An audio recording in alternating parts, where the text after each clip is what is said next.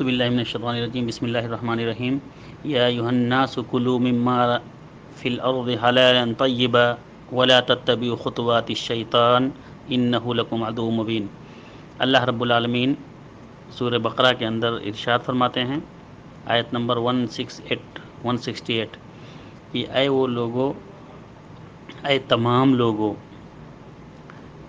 سنو، کلو مما فی الارض حلالا طیبا، وہ چیز کھاؤ، زمین کی ہر وہ چیز کھاؤ جو پاکیزہ ہو اور حلال ہو،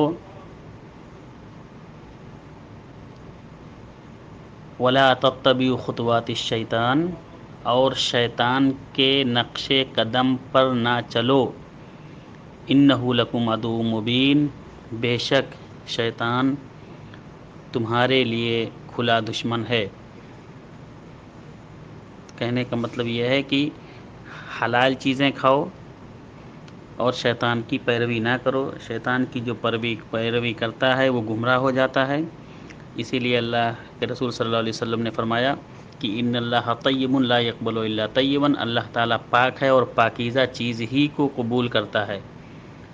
ٹھیک ہے، تو حلال چیز کو کھاؤ اور حلال اور پاکیزہ چیز کو لوگوں کو کھانے کی ترغیب دلاؤ۔ السلام علیکم ورحمۃ اللہ وبرکاتہ۔